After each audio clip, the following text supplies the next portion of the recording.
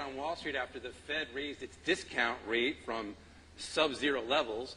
But then the next day, the CPI, core CPI, came in negative, and people breathed a sigh of relief. Our guest today, Bob Prechter, President, Elliott Waves International, says you should not at all be relieved about the fact that inflationary pressures are nowhere to be seen.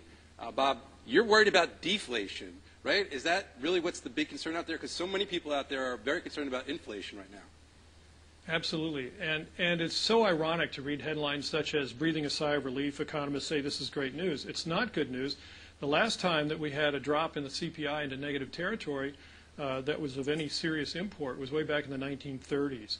And this is one of the things I forecasted in Conquer the Crash, that a lagging indicator such as CPI would eventually catch up to deflation in the areas such as real estate, the stock market, and the bonds and the commodities, which fell back in 2008. And finally, we're starting to see it. And there's been a graph going around, which we can show here as well, of what's called the core inflation rate. Now, I generally don't put much store in these indicators because the inflation rate to me should include everything. And this is an invention of political people so they could not admit how much inflation there is. Right. And when you look at the complete index, there was a slight bit of inflation in January, which has been relatively normal, even though it's very, very low. But when a series where you've got 40 years of history does something that it hasn't done for 28 years, you've got to pay attention. And the core inflation rate actually was negative for January for the very first time since 1982. And that was a deep recession, highly deflationary, but very, very brief during that period when stocks fell, gold and silver fell, and everything fell as well. But what's interesting is it's happening in the face of this tremendous amount of stimulus, what's called stimulus, but it's not really stimulus, from the government, and a real attempt at stimulus from the central bank.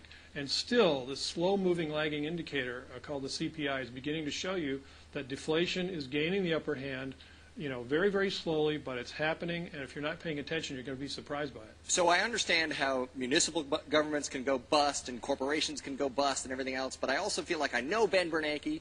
He's guaranteed all this stuff. He is not going to let the United States go bust because he can just print. And doesn't that just crush people ultimately who have dollars? No, well, I mean, obviously I've been answering this question from day one. There are 5 chapters in Conquer the Crash that say this is what people will say, the Fed can just print money. But if you've noticed, it hasn't been printing money. It has been taking on, for example, new mortgages, $1 trillion worth of new mortgages, which it created for money, but they're worried about it. They know they have to get these mortgages back into the marketplace. They don't want to be stuck with them. They can't have a dollar that's backed by worthless mortgages. So they're in between a rock and a hard place. And the central banks in Europe are already saying, look, and Japan particularly, are saying there are limits to what we can do, and we can't do much more. We've tried to stave off deflation in Japan. We can't do it.